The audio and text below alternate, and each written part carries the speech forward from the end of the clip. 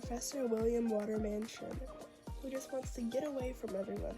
So he just makes this house that's like a hot air balloon and he just leaves. He plans on leaving for a year. As he's on his flight, he crashes onto this island. After his trip, everyone is anxious and excited to hear about Professor's story about going around the world. Professor is very sick, but is still heading to San Francisco to tell his story. And he gets to go on a presidential train. Basically, everyone in his town is trying to give Professor Sherman the perfect arrival in 5 days.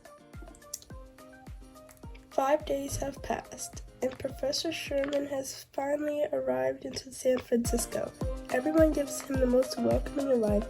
Professor, still being sick, is still going to tell his wonderful story about going around the world in 80 days. Before his speech even started, everyone was applauding him, even though that old man is ill and doesn't want to be there, but it does not. After the audience calms down, Professor starts his speech. He begins to talk about how unexpected his trip was. He starts to explain his balloon. He goes into detail about how his balloon was built and how he managed to live on the balloon. 7 days into the trip, Professor's relaxing trip came to an end.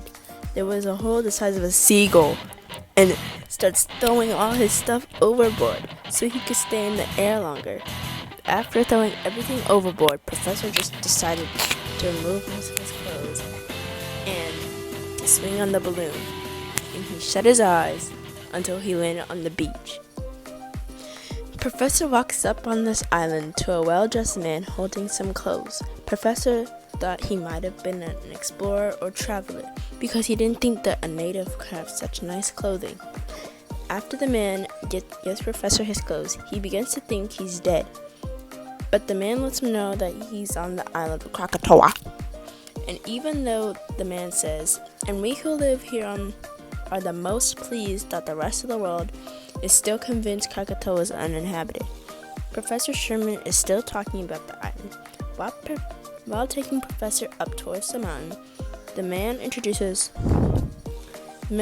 himself as Mr. F and tells Professor about the island and its diamonds.